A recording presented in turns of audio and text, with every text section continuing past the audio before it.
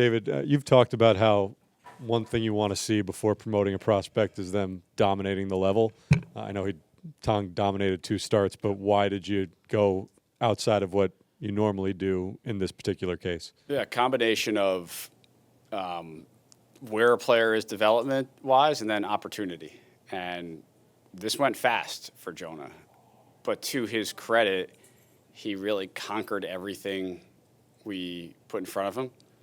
He exceeded our expectations throughout this year, and he put himself in a position where he deserved to be considered for a day like this. Then ultimately, as we got into planning this week out and planning the next series out, it lined up well for him. He's going to be on normal turn. He's throwing the ball well in 2 starts in AAA, and we're comfortable giving him the ball. Aside from the obvious results, what is it that has stood out to you as you've watched him develop at such a rapid pace? Yeah, so he's obviously got the fastball that plays, and that's been his calling card throughout his time in the minor leagues. What's impressed us the most is the speed with which he's expanded his arsenal in really effective ways. So he's added a changeup this year that's been really good, and we've seen outings that have shown, I think, tremendous maturity on the mound, where if something's not working, he's then able to switch an approach and go to the slider more, throw a few more curveballs, and allow himself to get through outings really successfully, even if he's not following the exact plan that he thought he was going to follow when he went into the game. I think he's done that in AAA in both starts. He's had success in 2 straight starts in different ways, and that's encouraging to see. Tony? How do you see the rotation shaking out really for all of September now with Tong up for at least this 1 start? We're going turn by turn at this point, and it's going to be a combination of what the matchups are, who we think match up well, how our guys are throwing, who needs rest, who doesn't need rest. I think in September, we try not to plan too far ahead, and we're going to go turn by turn. One of the criticisms or I guess quibbles with Tong is his body type. To what extent do you think that matters, will affect him, could affect him long term? I don't have concerns there. I think this is a very strong athlete who keeps himself in really good shape. He's 22 years old, and he's in a good spot right now. Dave? Dave, the second part of that combination you said was opportunity. And for you guys, did it really just boil down to a choice that you really had to get your best players up here to help you during a very important time of the season? Yeah, I think as you roll into the last month of the season, you want to have the best roster you possibly can. And we think Jonah has a chance to be among that. He's earned the opportunity. And so we're going to give him the start and look forward to seeing how it goes.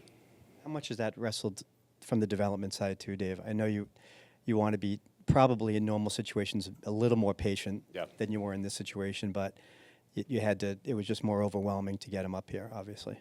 Yeah, this is fast. There's no question this is fast. He's pushed us on this because of his performance. We think he's ready for this. We also acknowledge that this has gone faster than any of us would have anticipated at the start of this year. Howie? David, are the promotions of McLean and now Tong mutually exclusive, or did anything that McLean accomplished in his first 2 starts relax any concerns that you might have had, along with acknowledging whatever energy the club and the fan base received from what McLean's done? Did any of that factor into, if you were vacillating between maybe it being too soon or not, bringing Tong up now?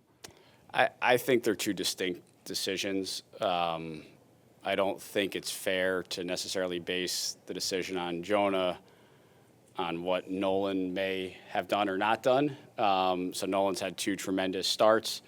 He deserves a lot of credit for that. Had Nolan not performed to that level for 2 starts, I don't think that necessarily should or would have changed our decision on Jonah right now. Joe? David, what have you just seen from Kodai Senga over the last month or so, and are you confident that he can get this back on track? Yeah, I don't think we've seen the consistent quality of stuff in the zone And when you don't have the consistent quality of stuff in the zone, you tend to nibble a little bit more. And I think that's what we've seen. We've had some count control challenges. I think he's done a really nice job of minimizing damage. We've had a lot of traffic in his starts, but he's generally kept us in the game and competitive. He's frustrated, right? He doesn't think he's pitching at his best right now. And so we're going to continue to work with him and do our best to get him back to a good spot. Ron. David, what information, if any, did the organization have that anticipated this offensive turnaround? Well, throughout the entire season, we thought we had a good offensive team. And we've talked a lot about the challenges earlier in the season in leverage spots and runners in scoring position, men on base. And some of that, we talked about this, some of that was maybe at times we were pressing a little bit, getting a little bit too aggressive. But a lot of that was misfortune and some really unfortunate batted ball luck. And look, that's tough to stomach for all of us, right? That's not a satisfactory answer for any of us.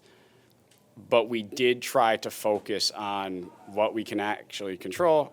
Are we swinging at the pitches we should swing at? When we do, are we putting them in play in ways we want to put them in play?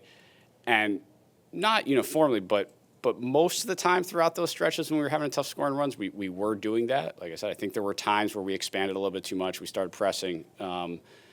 But especially early in the season when we were having offensive challenges, our approach was pretty good. And we weren't getting the results. And sometimes that can steamroll on you, but it can also steamroll on you the other way now. And hopefully we get on that run. Manny. Sproat struggled early on in the season, as we all know, but he's adjusted and has had a really good second half of the season, I guess we can call it. Why Tong over Sproat at this point? Yeah, Brandon's done a tremendous job, and he's probably had as good a second half of season as any pitcher in minor league baseball. He's made some real adjustments. He's pitched great. We've talked about Brandon a lot, and this was really just what Jonah has accomplished, plus the timing of this, lining up, keeping him on turn on his normal rest progression, and taking the start on Friday. But we think Brandon's got a really bright future, and we're excited about it. Laura. What have you made of Sean Manaea's starts, especially in regards to him losing effectiveness, it looks like, the second time through the order? Yeah, I still think we're building up stamina there.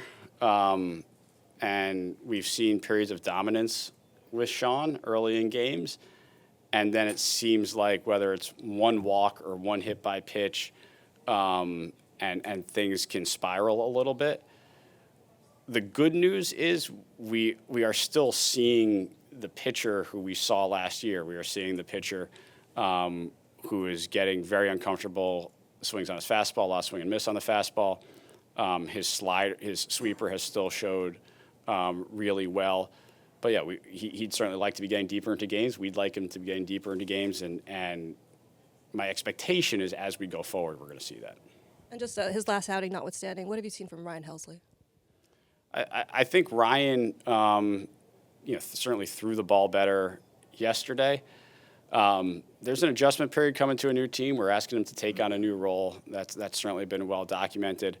When you don't have results immediately, it's natural to press a little bit. And what we're trying to do is help him exhale a little bit, take a deep breath. The stuff is still there. He's been good in this league for a long time, and he's going to be good again. Thank you very much. Mike, last one. Thanks, Steve. David, just one quick on Mauricio. As you know, Vientos has gotten hot here, and Beatty's been pretty consistent. His left-handed bat gives you good defense at third. The opportunities for Mauricio have been, fewer and fewer, far between. Just what do you envision for him going forward? Is there still a role up here for him through September? Would he, maybe go back down or come back up when you have that extra roster spot, something like that? Yeah, I think we still believe this player is going to help us, and this has happened throughout the course of the season, depending on who's playing well, what the matchups indicate. We've had times where Mark didn't play for a stretch, where Marte hasn't played for a stretch, where Brett hasn't played for a stretch, Tyrone Taylor hasn't played for a stretch, and we're just in a stretch right now where the at-bats have been tougher to come by for Mauricio. we've also seen stretches where he's been one of the better hitters in baseball against right-handed pitching, and would not shock me at all if at some point in September we get on one of those tears again, and he really helps us.